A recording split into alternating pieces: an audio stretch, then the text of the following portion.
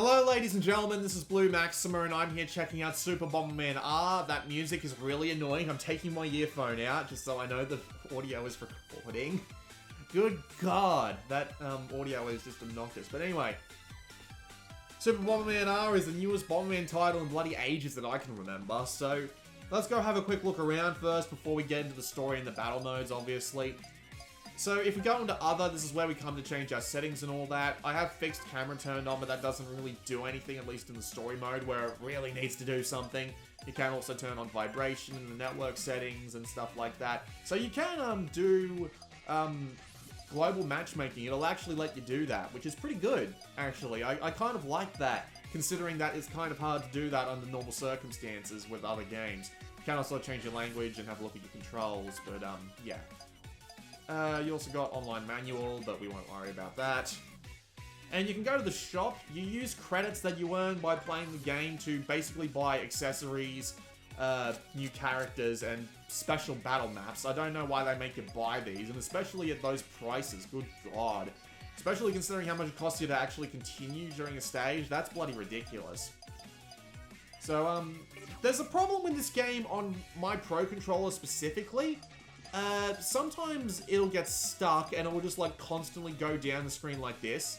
But I recalibrated my controller and it seems to work okay now, but this game is really sensitive on the dead zone. So even if your stick is a little bit out of whack, it'll constantly be scrolling through these menus. It's kind of annoying. But anyway, we'll go play the story mode. I've played 2 of the story mode's worlds and I really couldn't be bothered to play this anymore because this story mode is a massive pain in the ass. So you can change the difficulty. I originally started on Veteran, but Beginner gives you more lives and makes the bosses easier, so you probably do want to do that because the bosses are the most annoying goddamn thing about this game. Doesn't change the stages in between though, which is kind of weird. You can get a maximum of like 3 stars on every world, which is, you know, a silly thing like that.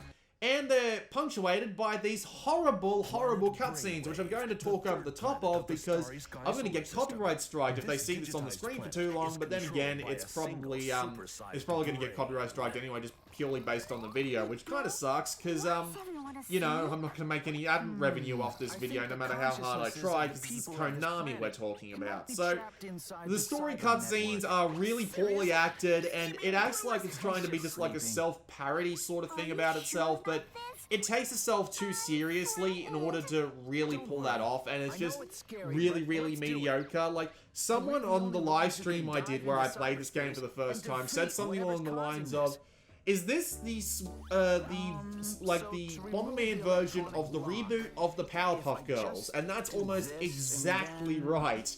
Like, it almost feels exactly like that. It's really just, it's really not that pleasant at all. So, I'm just gonna skip the rest of that cutscene so that we don't have to watch the rest of it. It is really pointless to even bother to listen to that. So, at the beginning, you can do this story mode 2-player, but I have no friends, so I've been doing it mainly myself. You can pick a different character.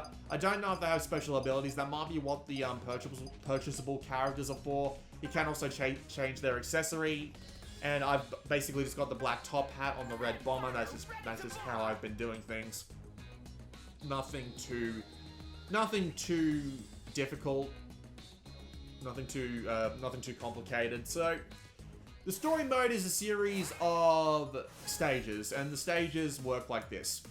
You are on a grid, but you can move freely around the grid however you like. So, for example, if there's a wide open area, you can walk in diagonals and stuff like that. You aren't particularly limited. So, the way this works is that you have an objective on every stage. The objective right now is very simple. Just take out all the enemies that you can. I just took out 2 enemies in 1 bomb. I am never that good. I don't understand. Actually, I will stand correct. The enemies in this game are actually easier on the beginning difficulty. The frogs jump a hell of a lot slower. So, yeah, I will stand correct on that. I did make a mistake there. I should have realized that. I also have 9 lives on the normal story difficulty. You get, on the veteran story difficulty, sorry, you get 7 lives. And I imagine on the last one you get 5 lives. And the enemies are even harder, but just with the way the enemies work in this game and the fact that story mode in these sorts of games aren't really particularly good to begin with anyway, it's not really worth going too deeply into it. So, Every story stage is a series of around 8 stages, followed by 2 boss stages. So apparently I have to guide this person to the goal? Don't let the enemies get to them. Great. Fantastic. How do I... Right. So I'm going to have to guide this poor little girl to the goal. I'll blow this just for the hell of it. I'll blow that. Pull back up. If you blow yourself up with your own bomb, you obviously die too. It's, yeah, that's just generally how that works. The goal's over there, but I should be able to get there just fine. I just need to blow all these up along the way. You can also get power-ups. You can get power-ups that let you do specific things like, oh jeez. Like, you can do specific things like, you'll get the ability to pick up bombs and throw them. You'll get the ability to kick them. You'll get things like that, right? This drill will... Shit. That drill will charge directly at me if I walk in front of it, which it very specifically did, so I better just grab you and run straight for the goal. There we go. And I get to go straight into the goal. As long as you do the goal, you can go... As long as you do the goal for the stage, you can go straight into the finish point. So, you know, if there's like stages like get 2 keys, you just need to get the keys and run for it. You don't need to worry about taking out the enemies. The enemies don't give you anything except like... I don't even think they give you points. I think they just give you, what's the word I'm looking for? I think they just give you, I don't think they give you anything, actually, which is kind of annoying, but, yeah. So, the story mode, just overall, isn't really that interesting, just because the enemy AI is a pain in the ass sometimes. It's really hard to determine what some enemies will actually do, which kind of sucks, because the enemies in this game are just very varied in the sense that they do all sorts of different things. Like, those jumping frogs that you saw earlier are a massive pain in the ass to deal with. Oh god, bouncy bombs. The frog enemies that I showed off earlier are real pains in the ass to deal with just because of how they, how they move. They tend to be relatively random in how they move. You can't tell where they're gonna go one time. You can't tell where they're gonna go another time. It's just a massive pain in the ass to deal with at the best of times. So, there are enemies that are very easily predictable, like, there is always an enemy that will just move back and forth without really doing anything. You know, there's always an enemy like that. Damn bouncy bombs. Let's plop a bomb down there so it's gonna die. Yay. So with enemies just being really annoying like that, did they just eat that bomb? Yes, it did. That's the most annoying thing in the world. Thankfully, I just killed it there. So with the story mode, it's just relatively uninteresting. The pace is really slow, and the stages can take a really long time to complete. So I'm gonna try and get to the boss stage, but at the same time, with the game going as slow as it does, it might take me a while to get there. There is, of course, the game's ever infamous multiplayer battle mode, which I will get to eventually. Thankfully, since the game doesn't actually have that many people playing this online right now, because it's a fucking $50 Bomberman game, what the hell are they thinking? Since the game's got that going for it, it has, it does have the ability to use AI as opponents, so I will be able to show that mode off, but still, it'll be playing Bomberman with AI opponents. Not particularly great. So, oh, come on. Bounce up there properly, goddammit. Well, that works. Yeah, you're stuck there now. And so are you. And you're also stuck there. Yay.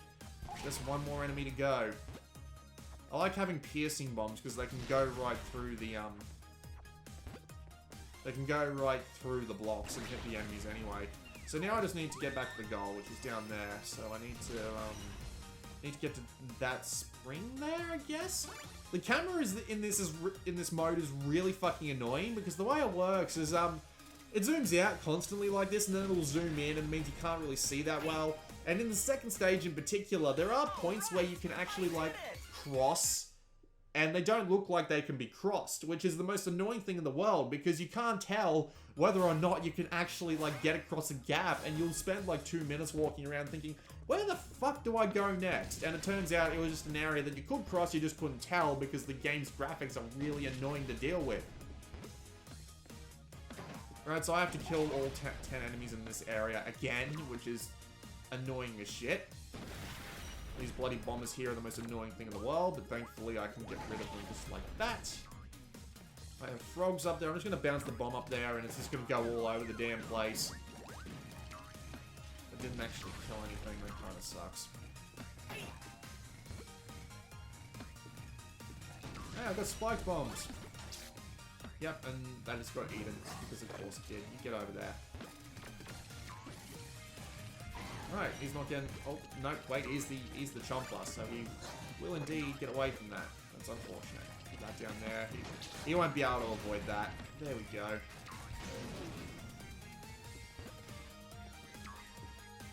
So yeah, it's just a bit dull. Like, I don't really see any point in playing the story mode in this game just because it's so... Just because there's really no point to it. It's nowhere near as fun as your, as the... That was a vacuum cleaner falling over. It's nowhere near as fun as your, as the multiplayer mode is. So, there are bosses, and the bosses are really annoying because you play them in 2 phases. The first phase is, you play the boss like in a typical versus style match where they're running around constantly and you have to bomb them just the once. But since they run around so much and they have all sorts of different bombs that you don't have access to at the time, that means that you will have to deal with their bullshit.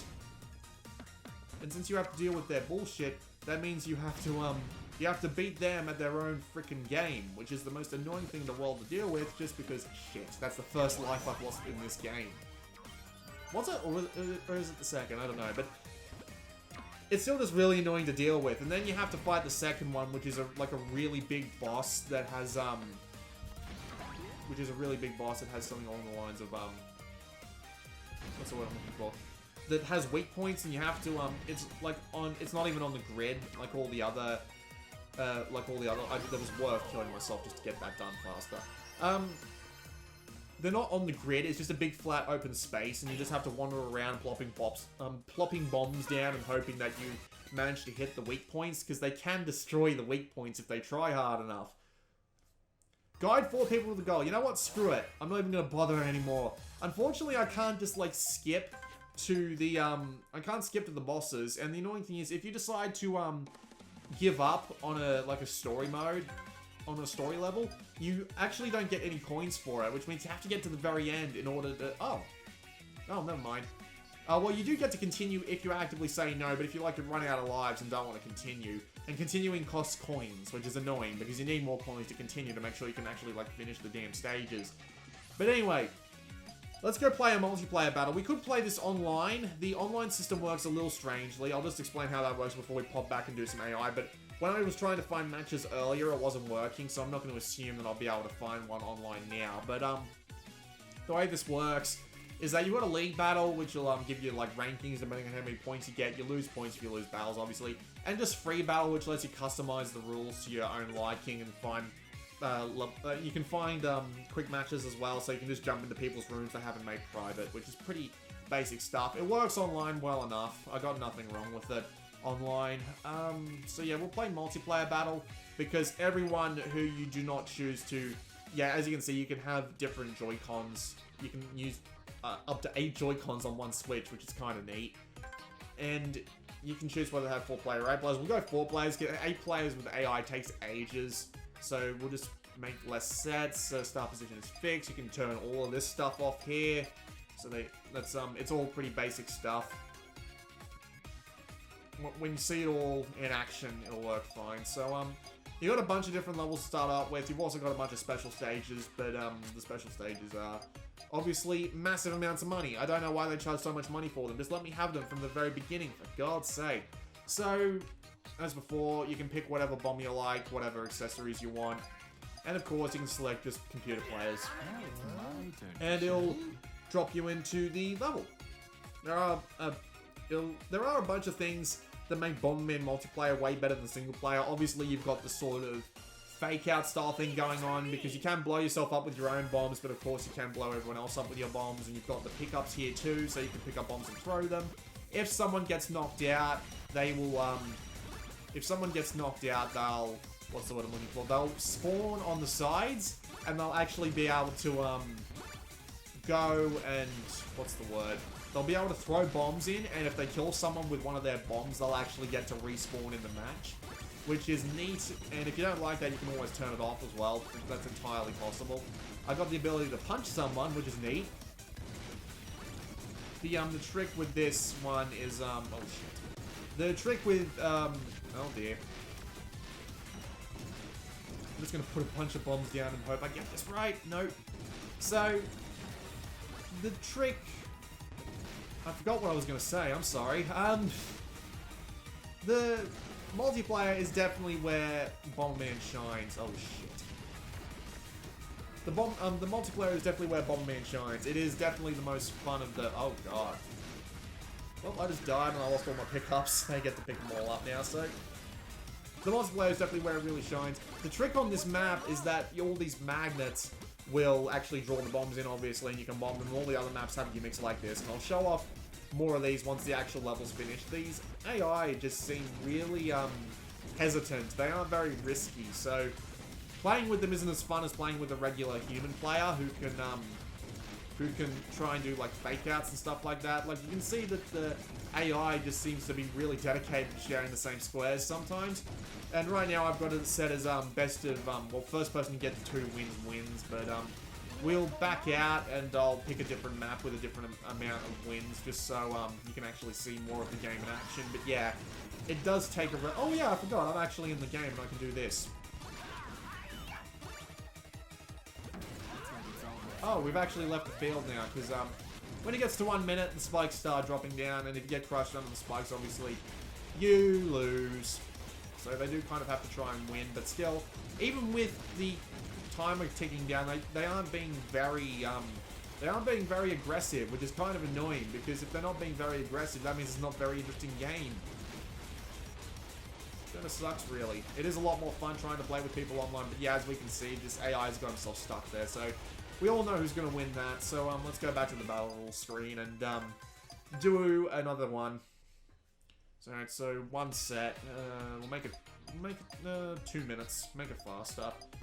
Revenge cards. Yeah, you can just see pressure blocks. That's the spikes that fall around the screen. The skulls and the special abilities. Those are all obvious, like the ability to punch and stuff like that. So you can play it very vanilla if you want. Let's let's do medieval. Why not? Red with the top hat, make everybody else CPUs. I'm playing them on Pro Controller right now, if you couldn't tell. Bomberman would be a great game for, like, parties and stuff like that, you know, obviously, where you've got your... Where you've got all your friends around, and you've got, like, 4 controllers, and you can just play with, can't see under the bloody things, which makes it really annoying. Just, yeah, if you have all your friends around and you've got 4 Pro Controllers and stuff like that, it'd be great for stuff like that, where you just, Ooh, well, I'm dead already, that's not good. Yeah, it'd be great for, just moments like that, where you've got your friends over and you can just play games like that. Very limited use case, though, especially if you're carrying this around portably, where you can only play with, like, 2 people, which kind of sucks, really, just because of, it kind of sucks just because of, you know... Ooh, hey, I got him, but, yeah, he doesn't stick around for long enough because, all the blocks are gone and all that, unfortunately. It'd be really good for multiplayer engagements and stuff like that. But there is a massive problem in this game, and that's its price. You want to know how much this game costs? It costs $10 under regular retail prices. For a game like this, with single-player content that ranges between boring to absolutely infuriating, to only having a small bunch of maps and stuff like that, I feel like this game should be $20 max. It really should be just, like, really damn cheap, is what I'm trying to say. It is just intensely disappointing that they charge so much for it for so little. Which, just, it really just boggles the mind, doesn't it? Like, why would they charge so much for something that's so basic? I don't know. But yeah, I wish the AI were more aggressive. Like, could you let me set the AI to be ridiculously aggressive like I am, because I'm an idiot? Like, that was idiotic right there. He could have walked in and just saved himself from that, but I guess not. Well, maybe he couldn't have, because I'm an idiot. But yeah. So yeah, he won, and you don't actually win any coins for this. So, we'll play one more game, with 8 people, because why the fuck not? 8 people in this game with AI is absolutely chaotic. So, it's fantastic. What do we want to actually do? We'll do Labyrinth. It's got switches on the floor, so that'll make things a little bit more interesting. Rebel the top hat, everybody else is computer player, and away we go.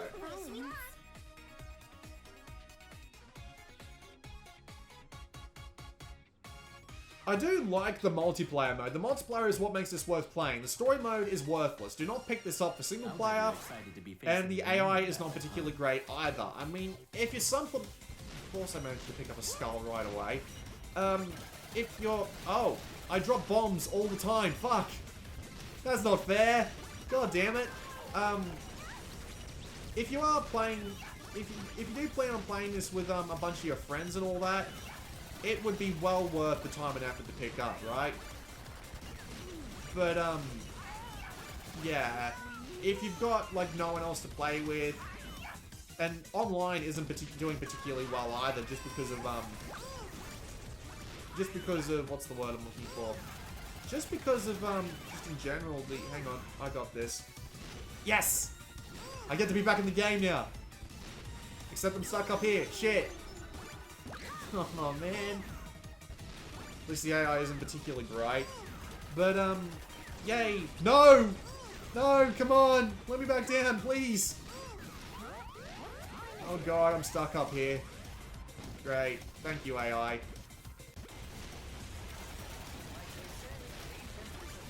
Yeah, the online multiplayer does work well enough when there's actually people playing the damn thing, but,